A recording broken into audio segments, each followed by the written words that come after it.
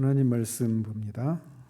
신약성경 마태복음 27장 18절 한 절 보도록 하겠습니다. 마태복음 27장 18절 한 절 보겠습니다. 같이 읽겠습니다. 이는 그가 그들의 시기로 예수를 넘겨준 줄 알미더라. 아멘. 오늘부터는 지난 고난주간에 시작했던 그리스도의 십자가 이 시리즈를 계속 이어서 하도록 합니다. 새벽에 설교를 하느라 좀 고민이 많았습니다. 고난주간 특별 새벽기도라 해서 우리가 모두 3번에 걸쳐서 설교를 했는데 새벽에 졸린 시간에 이 시리즈를 하려고 하니까 마음이 굉장히 부담이 많이 되었었습니다. 그래서 어쨌든 3번을 설교했는데 다 한 게 아닙니다. 지금부터도 좀 몇 개월에 걸쳐서 더 해야 될 것인데 그거를 이어서 하도록 합니다. 어쨌든 3번에 걸쳐서 설교를 했지만 사실 2 설교를 한 거라고 할 수 있습니다. 그래서 하나의 설교는 기독교에서 십자가가 언제부터 어떻게 또 왜 기독교의 상징이자 중심이 되었는가, 어떤 과정을 통해서 중심이 되었는지를 이렇게 살펴보았습니다. 그러면서 그 뿌리에는 십자가에 달리신 예수님이 그의 생애가, 그의 죽음이 모두 온통 십자가가 예수님의 중심에 자리하고 있었다라는 겁니다. 그렇기 때문에 그 예수 그리스도를 이은 사도들과 그 이후의 기독교 역사에서 십자가가 중심의 자리를 차지하게 되었다는 사실들을 말씀을 드렸습니다. 그리고 이 2번째로 했던 설교는 그리스도가 이렇게 십자가에서 죽으셨는데 그리스도의 십자가의 죽으심에 대한 책임이 누구에게 있는가, 이 문제를 다루다가 중단을 했습니다. 그래서 지난번에 말씀드린 거는 예수 그리스도께서 십자가에서 죽으신 것은 인간적인 측면과 하나님의 측면, 이 양 측면에서 살펴보아야 한다라는 겁니다. 그래서 인간들이 예수님을 십자가에 죽였기 때문에 인간의 책임이다 이렇게 말할 수도 있지만 또 동시에 그것은 하나님께서 계획하신 일이다라고 하는 것을 말씀드렸습니다. 그래서 예수 그리스도의 십자가의 죽음은 하나님과 인간과 관련이 되어 있다라고 말씀드렸어요. 그러면서 지난번에 말씀드린 건 이렇게 인간적인 측면에서 예수 그리스도의 십자가의 죽음에 대한 책임이 누구에게 있는가, 이 문제를 다루면서 첫 번째로 다뤘던 것이 본디오 빌라도의 이 책임에 대해서 살폈습니다. 그는 예수님의 죽음과 관련해서 어떤 그런 죄를 지었는가 말씀드리기를, 그는 예수님의 무죄를 확신했음에도 불구하고 예수님을 그들에게 넘겨주었다라는 겁니다. 이게 그의 책임이에요. 예수님이 무죄라고 하는 것을 그는 확신을 했어요. 그럼에도 불구하고 그 유대인들에게 예수님을 십자가에 못 박으라고 내어주었다는 거죠. 그러면서 그는 이렇게 유죄든지 무죄든지 둘 중에 하나를 선택해야만 하는 그런 상황에서 그는 그 상황을 피하려고 나름의 그런 방법을 찾았던 겁니다. 즉 자신의 선택으로 인해서 자신이 입게 될 피해를 최소화할 수 있는 길이 뭘까? 그래서 예수님이 무죄이기 때문에 무죄이신 예수님을 놓아주면서도 또 예수님을 십자가에 못 박으라고 말하는 유대 지도자들과 백성들의 그 원성을 사지 않을 수 있는 길을 계속해서 찾았던 거죠. 그러나 결국은 그는 타협을 하고 맙니다. 무엇 때문에 그렇게 타협을 하게 되었는가? 그것은 그의 그 내면의 동기는 비겁함 때문이었다라고 말씀드렸습니다. 그리고 빌라도가 그런 이유로 예수님이 십자가에 죽으시게 된 것에 대한 인간적인 측면에서 보면 가장 1차적인 책임이 있는 사람이다라고 말씀을 드렸습니다. 그러나 그는 그것을 대놓고 했던 것이 아니라 어쩔 수 없이 그렇게 예수님을 십자가에 못 박으라고 내어줄 수밖에 없었습니다. 물론 그렇다고 해서 그의 책임이 없어지는 건 아니지만 그의 상황이 그러했다라는 겁니다. 그렇다면 빌라도로 하여금 그렇게 예수님을 십자가에 내어줄 수밖에 없도록 그를 그렇게 궁지로 몰아댄 사람들이 누구냐? 오늘 살펴보려고 하는 유대 지도자들과 백성들에 대한 것입니다. 바로 그들이 빌라도로 하여금 무죄이신 예수님을 십자가에 내어주라고 그렇게 궁지로 몰아댄 것입니다. 거듭 말씀드리지만 그렇다고 해서 빌라도의 책임이 없어지는 건 아니에요. 이 유대 지도자들은 예수님을 재판하도록 빌라도에게 맡겼고 또 예수님이 가이사에게 세금을 바치지 말라고 선동했다고 비난했고 군중들을 선동해서 예수님을 십자가에 못 박으라고 사주했습니다.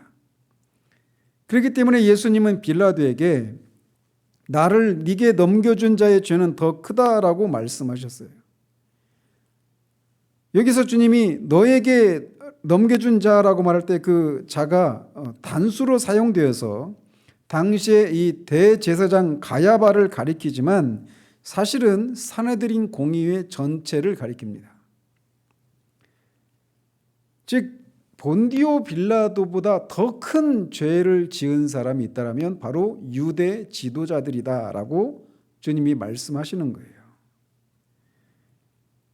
그런데 이 오순절에 사도 베드로가 유대인들에게 설교를 하면서 이렇게 얘기를 합니다.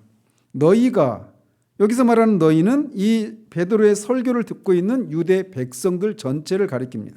오순절에 그 자리에 있었던 사람들. 그러면서 너희가 그를, 즉 예수 그리스도를 넘겨주고 빌라도가 놓아주기로 결의한 것을 너희가 그 앞에서 거부하였으니 너희가 거룩하고 의로운 일을 거부하고 도리어 살인한 사람을 놓아주기를 구하여 생명의 주를 죽였도다 라고 말해서 유대 백성들도 예수님을 십자가에 못 박는 일에 연루되었다라고 하는 사실을 고발하고 있습니다. 이 유대 백성들은 우리가 종려주일이라고 부르는 그 날에 예수님이 예루살렘에 입성하시는 그 주님을 대대적으로 환호했던 사람들이었지만 불과 닷새 만에 예수님을 십자가에 못 박으라고 그렇게 했고 폭동을 일으킬 기세로 그렇게 예수님을 십자가에 못 박으라고 빌라도를 그렇게 압박을 했습니다. 그리고 그들의 압박에 빌라도가 굴복하고 말았습니다. 따라서 유대 지도자들처럼 유대 백성들도 예수님을 십자가에 못 박는 죄에 연루가 된 것입니다. 그렇지만 유대 지도자들이 그들을 선동했다라고 하는 면에서 유대 지도자들의 죄가 더 크다라고 할 수 있습니다. 그렇다면 이 지도자들은 왜 예수님을 십자가에 못 박으라고 군중들을 사주하고 또 빌라도를 압박했을까요? 그것은 예수님의 가르침과 행동이 유대 지도자들에게 세 가지 영역의 문제를 야기시켰기 때문에 그렇습니다. 그리고 그 문제들은 유대 지도자들의 입장에서 볼 때 유대의 기존 체제를 무너뜨리는 그런 문제들이었습니다. 그렇다면 유대 지도자들이 예수님을 십자가에 못 박으라고 빌라도를 압박하게 만든 이 세 가지 문제는 어떤 것들인가? 첫 번째로 윤리적인 또는 도덕적인 문제 때문에 그렇습니다. 예수님은 제자들로부터 또 백성들로부터 랍비라고 불렸습니다. 그리고 실제로 랍비처럼 행동을 하셨어요. 그러나 우리가 알다시피 예수님은 정식 과정을 거쳐서 랍비가 된 것이 아니었습니다. 그런데 랍비처럼 가르치고 그렇게 백성들을 인도하는 그런 일을 한 거죠. 그래서 마지막까지 지도자들은 그에게 무슨 권위로 예수님이 이런저런 가르침을 베풀고 이런저런 행동을 하는지 집요하게 물었습니다.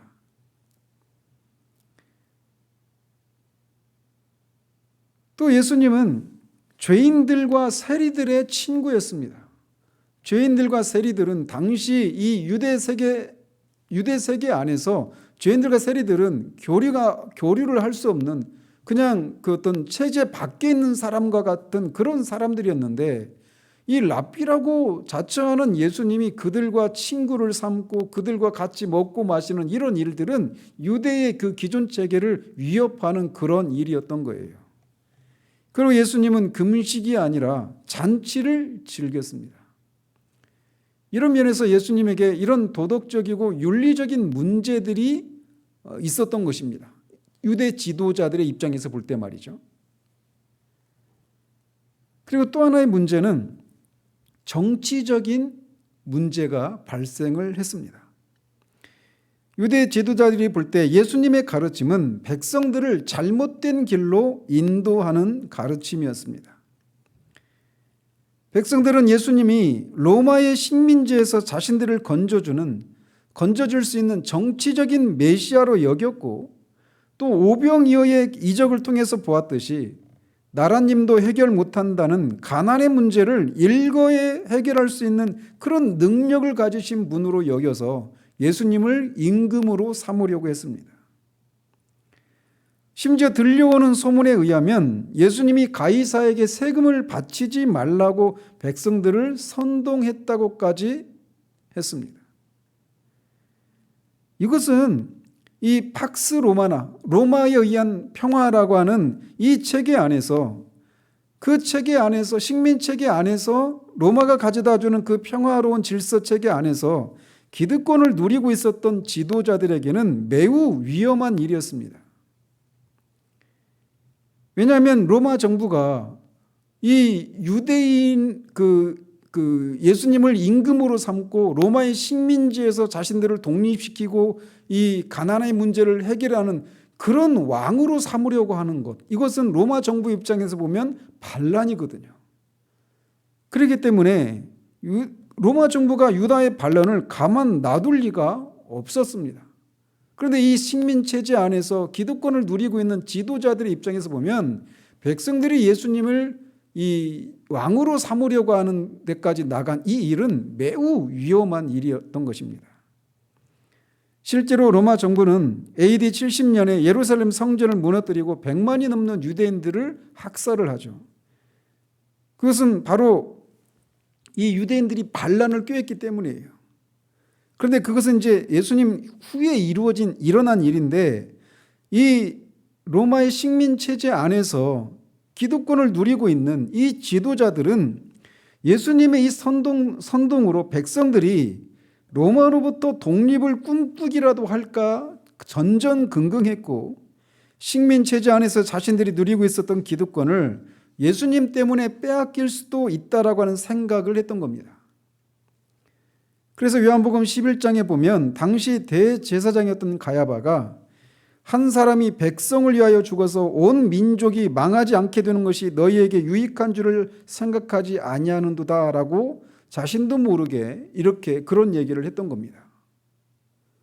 예수님의 등장은, 그리고 그 예수님을 그렇게 수많은 백성들이 따르고 왕으로 삼으려고 하는 이 일은 정치적인 문제를 야기시키는 큰 문제였던 겁니다. 마지막으로 신학적인 문제가 야기가 되었습니다.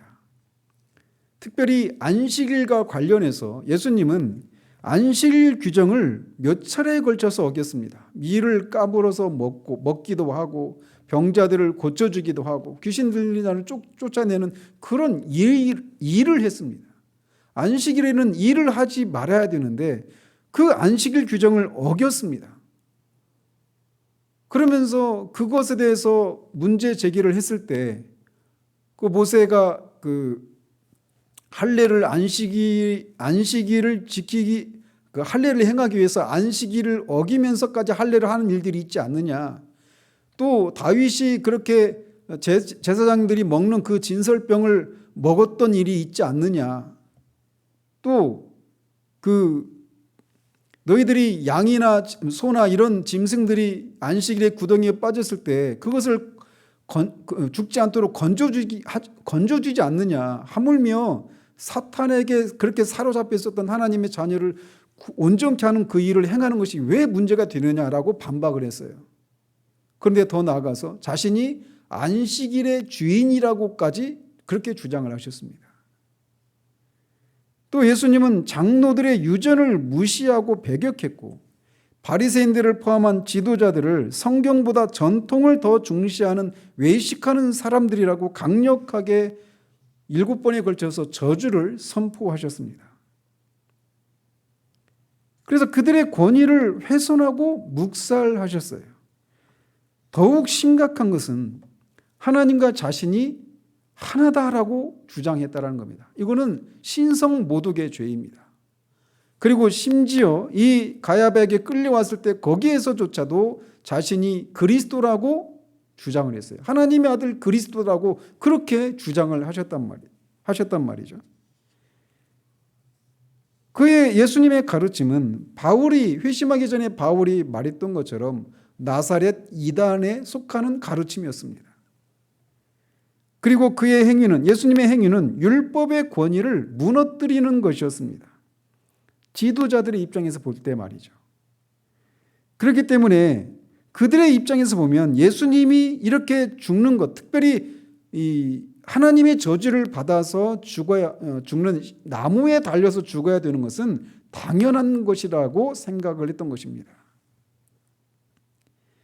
이렇게 그들이 예수님을 십자가에 못 박으라고 한 것은 그들이 보기에 예수님의 가르침과 행위가 윤리적이고 정치적이고 신학적인 문제를 야기했기 때문이다라고 생각했고, 특별히 빌라도에게는 이 정치적인 문제를 가지고 그렇게 그를 죽여야 된다라고 얘기를 했던 것입니다.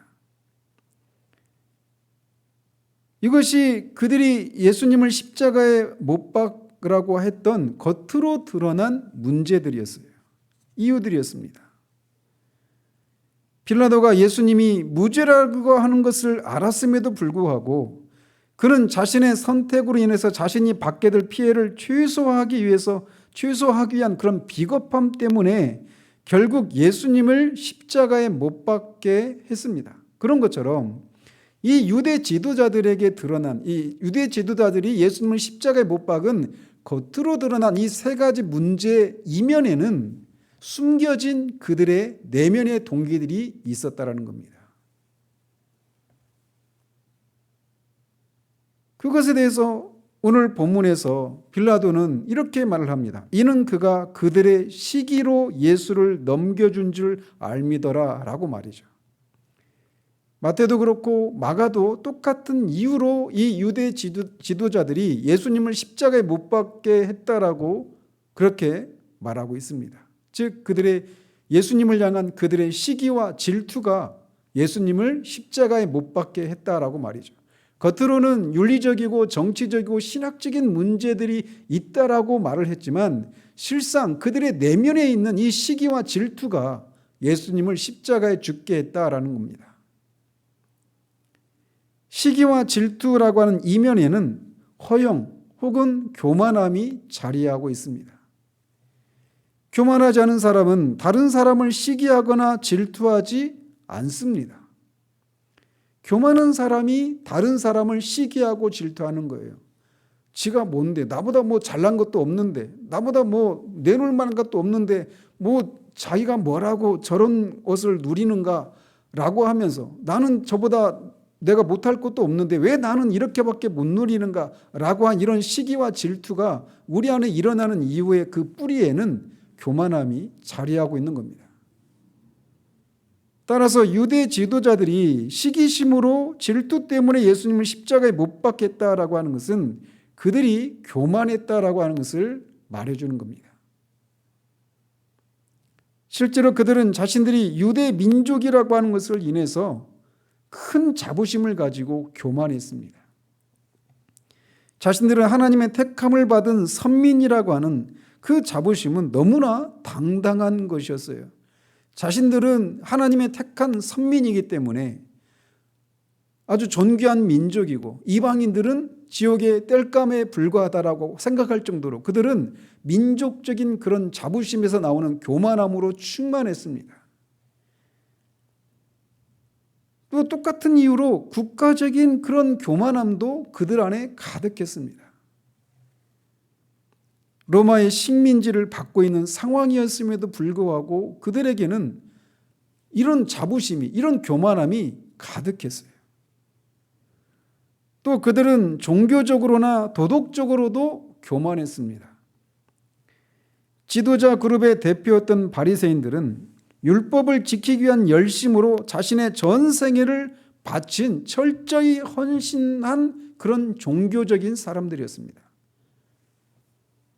율법의 행위가 아니라 예수 그리스도를 믿음으로 의롭다함을 받는다라고 하는 그런 진리를 알고 있는 우리로서는 바리새인들의 그런 행위들을 그냥 흔히 그냥 외식하는 바리새인이라고 하는 그런 선입견을 가지고 있어서 당대 유대 백성들도 바리새인을 우리와 같은 그런 생각을 가지고 있다라고 생각하기 쉬운데 그렇지 않습니다. 당대 유대 사회에서 바리새인들을 포함한 유대 지도자들의 위상은 거의 절대적이었습니다. 그렇기 때문에 예수님을 선지자로 혹은 그리스도로 인정하는 사람들은 출교를 시킨다라고 하는 그들의 그 명령에 백성들은 다 눈치를 보고 그 위세에 떨면서 아무도 그것에 대해서 토를 달지 못했습니다. 단지 그들이 가진 권세에 기가 질려서만은 아니었습니다.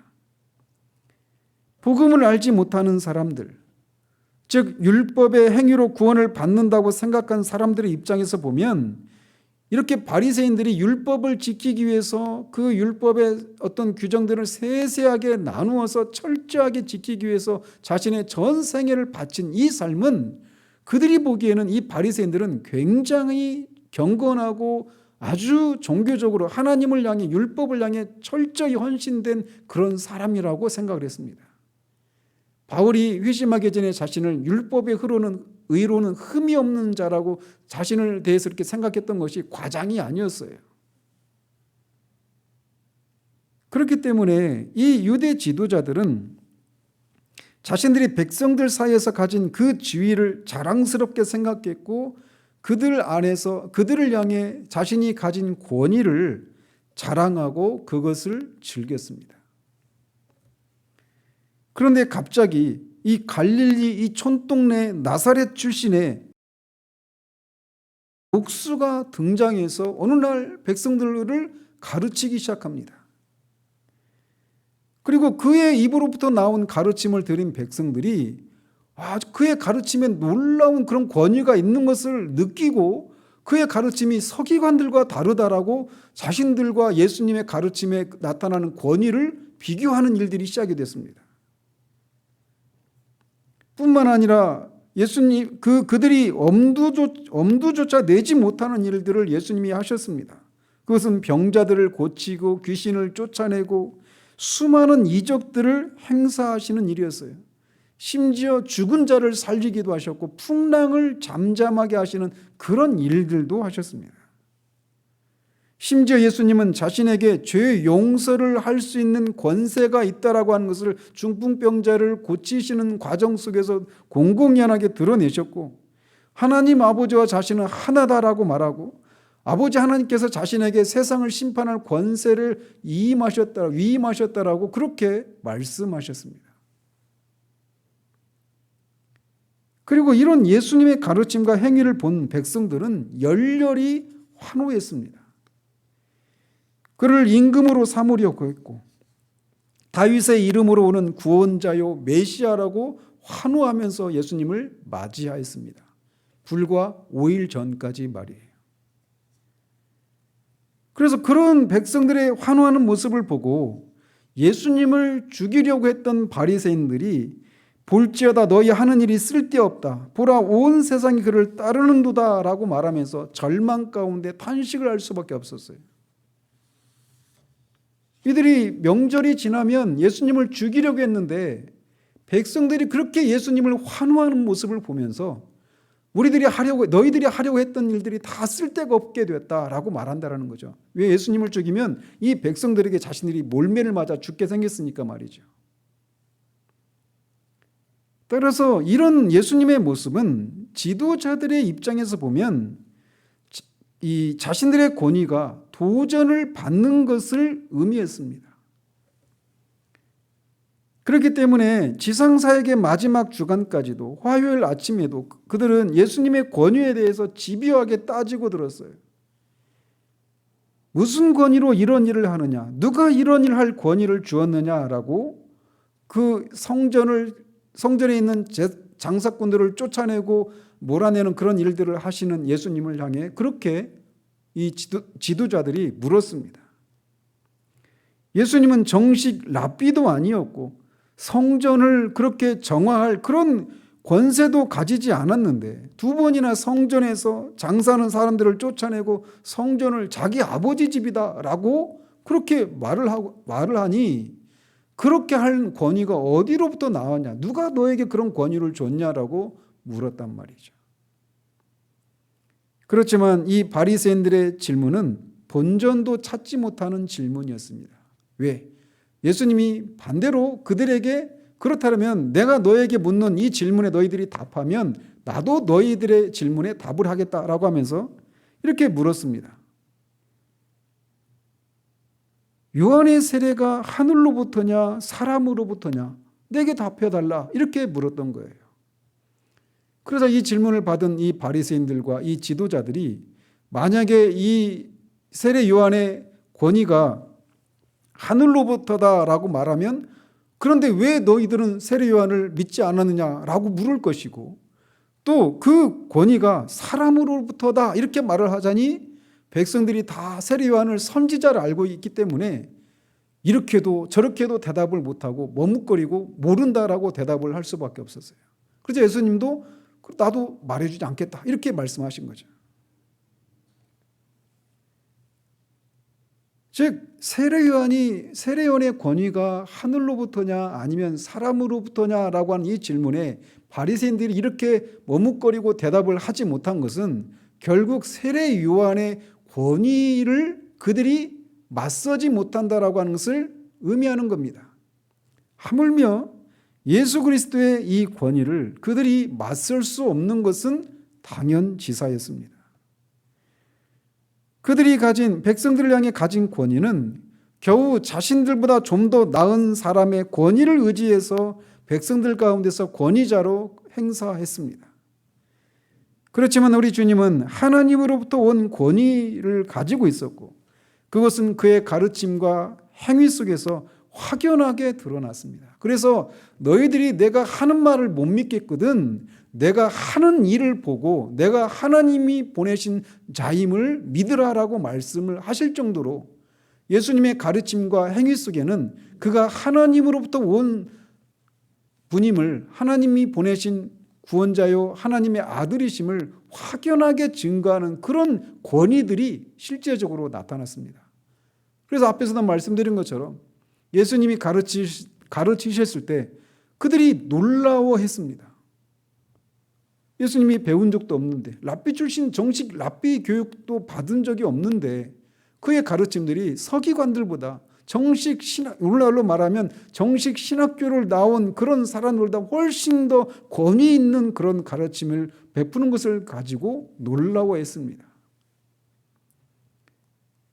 뿐만 아니라 그가 어떤 이적들을 행할 때마다 사람들이 놀랬습니다.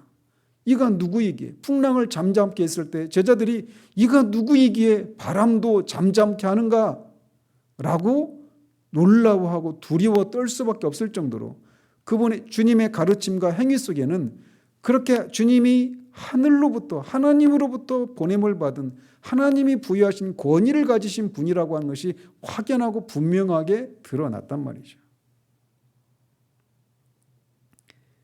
이런 예수님의 권위를 인해서 온 세상이 그를 따른다고 절망적으로 탄식했던 그들이 보기에 예수님은 자신의 권위에 매우 위험한 인물로 보였던 겁니다. 백성들 사이에서 예수님과 자신들의 권위의 차이를 비교하는 말을 들을 때마다 그들의 마음엔 질투가 불일 듯이 일어났습니다. 그래서 그들은 예수님을 제거하기로 한 겁니다.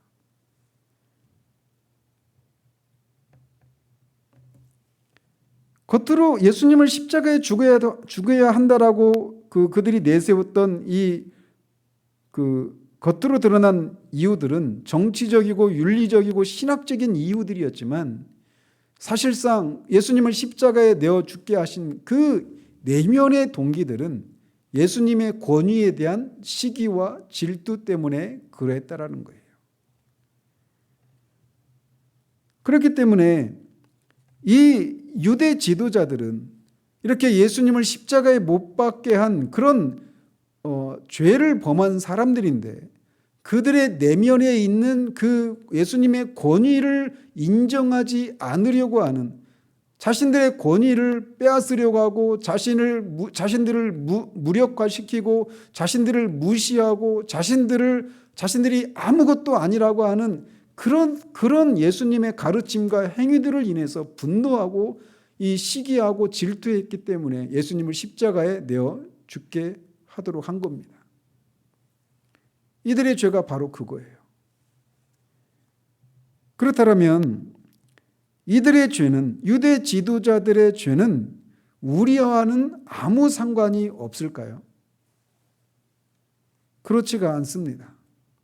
지난번에 살펴본 것처럼 빌라도가 예수님이 무죄라고 하는 것을 확신했음에도 불구하고 이 자신의 선택이 어느 누구에게도, 또 자신을 포함해서 모든 사람을 만족시키고 자신도 피해를 보지 않으려고 비겁하게 타협한 결과 그렇게 예수님을 십자가에 못 박게 하는 그런 죄를 저질렀던 것처럼 그 빌라도 안에 있는 그 비겁함, 그것이 우리들에게도 있었다라고 말씀을 드리지 않았습니까?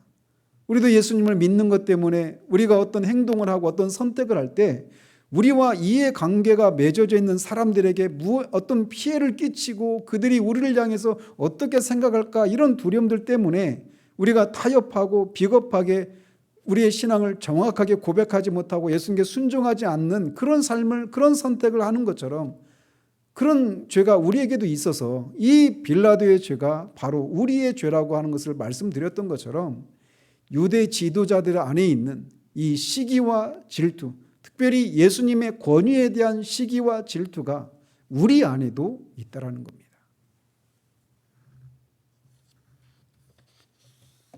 어떤 면에서 그런 예수님의 권위에 대한 시기와 질투가 이 유대 지도자들처럼 우리 안에도 있을까요?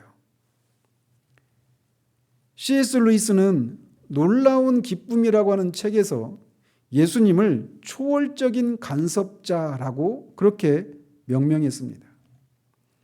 이게 무슨 말이냐? 예수님이 우리의 삶에 들어와서 우리의 뜻을 개의치 않고 자신의 뜻을 관철시키려고 한다라고 하는 말입니다.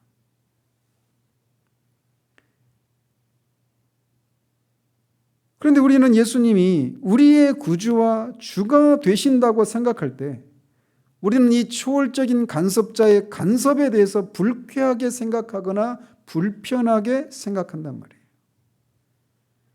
어떻게 그러는가? 예수님이 우리에게 오셔서 우리가 심판받아 마땅한 죄인이라고 그렇게 우리를 고발하십니다.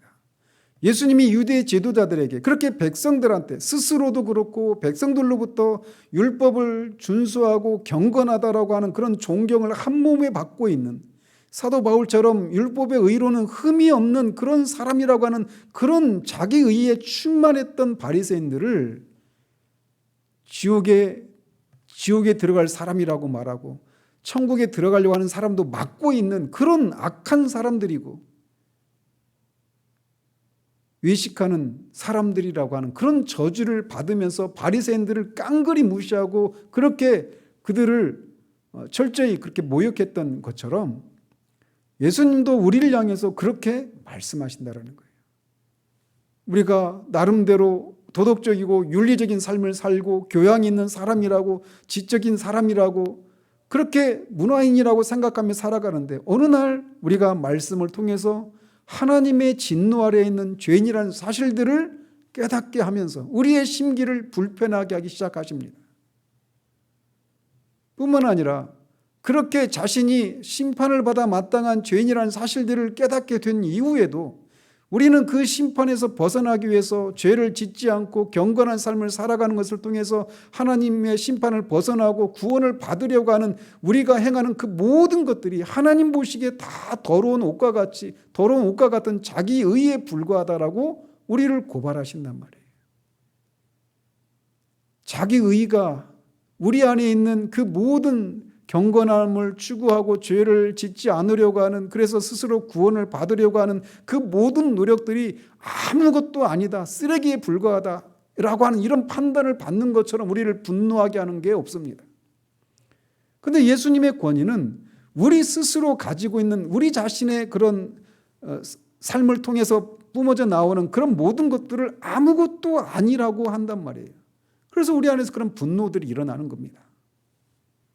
뿐만 아니라 예수님이 우리의 구주가 되시고 우리의 주님이 되셔서 매사에 범사에 우리에게서 우리가 가지고 있는 그런 삶의 주재권을 빼앗아 가셔서 예수님이 우리의 주인이 되셔서 이래라 저래라 라고 하는 그런 간섭을, 이 초월적인 간섭자로서 그런 간섭을 행하는 것에 대해서 우리는 심히 불편해하고 때로는 불쾌하게까지 생각한단 말이죠. 우리는 우리 삶의 주인으로서 우리 삶에 대한 권위를 지속하고 싶어 하기 때문에 그런 우리의 삶에 들어오셔서 권위자로 행사하시려고 하시는 그 주님의 그 간섭을 불편해하고 불쾌하게 생각하는 거예요. 그렇기 때문에 아직도 많은 사람들이 복음을 듣고 내가 예수님을 믿고 구원에 이르러야 된다라고 하는 사실들을 지적으로는 동의하면서도 여전히 자신의 삶을 주님께 내어드리지 못하고 있는 거예요.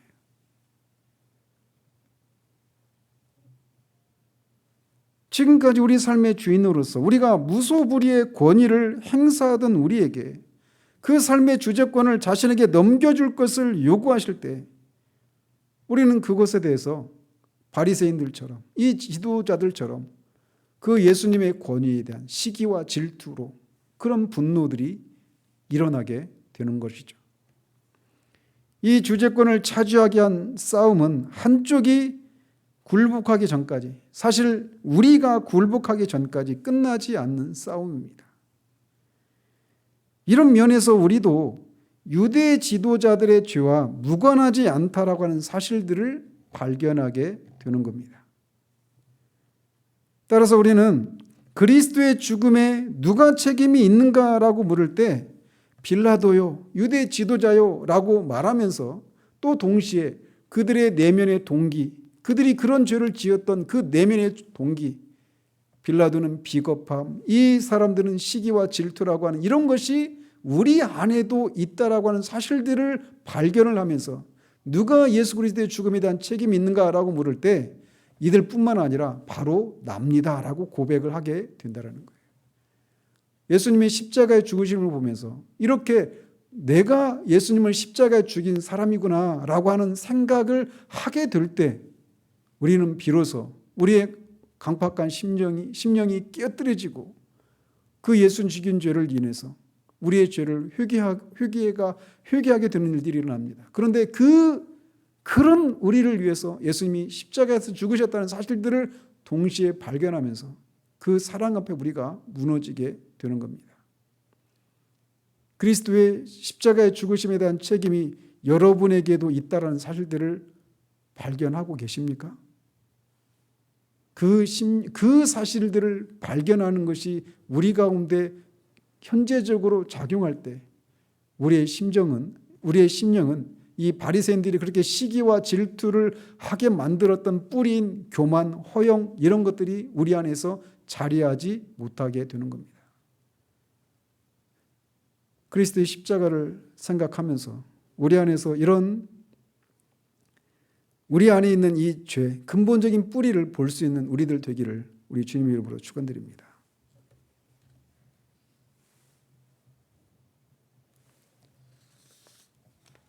기도하겠습니다. 하나님 아버지, 그리스도의 십자가 이 시리즈로 다시금 돌아왔습니다. 그리스도의 십자가의 죽음에 누가 책임이 있는가라고 하는 것을 지난번에 본디오 빌라도를 살피고 오늘 또 유대 지도자들에 대해서 살폈습니다. 유대 지도자들이 예수님을 십자가에 죽인 그 겉으로 드러난 이유들은 정치적이고 윤리적이고 신학적인 문제 때문이다라고 말하고 있지만 사실 그들의 내면에 있는 시기와 질투 때문에 그렇게 예수님을 그들이 죽였다는 사실들을 살펴보았습니다. 그렇지만 그들이 그렇게 예수님의 권위에 대한 시기와 질투가 있었던 것처럼 우리 안에도 예수님이 우리에게 권위자가 되셔서 우리의 권위를, 우리의 삶을 우리 스스로 주장하려고 하는 그 권위를 빼앗고 그것을 무시하고 무너뜨리려고 할 때 우리 안에 일어나는 그런 분노를 통해서 그들 안에 있는 죄가 바로 우리 안에도 있는 동일한 죄인 것을 고백하게 됩니다. 그러므로 예수 그리스도의 십자가의 죽으심에 우리도 책임이 있는 사람들임을 발견하고 우리가 시기와 질투라고 하는 것이 교만함과 허영 때문에 나오는 것처럼 그 죄가 우리 안에 있음을 알고 교만과 허영을 버리고 겸손히 주님의 권위에 복종하고 그 안에서 주님의 다스리심을 주님의 거느리심을 받는 자들이 누리는 그 평강을 누리는 그런 우리들 될 수 있도록 주님 도우시기를 원합니다. 예수 그리스도 이름으로 기도합니다. 아멘.